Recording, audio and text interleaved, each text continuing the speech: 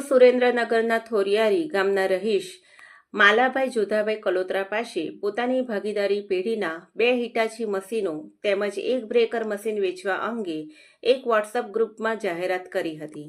દરમિયાન કોઈ રાજુભાઈ રબાડી નામના વ્યક્તિનો ફોન આવ્યો હતો અને તેઓએ મશીનો ખરીદવાની તૈયારી દર્શાવી હતી.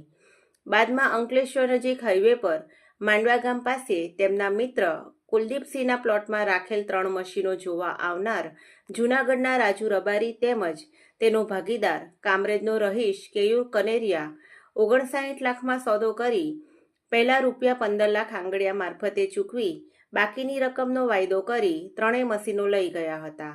બાદમાં તેઓની નિયત બગડતા ન તો બાકીની રકમ ચૂકવી ન તો મશીનો પરત આપ્યા અને ઉપરથી ફરિયાદીને એલફેલ બોલી ફરીવારી ઉઘરાણી કરવા આવશો તો જાનથી મારી નાખીશું એવી ધમકીઓ આપી હતી.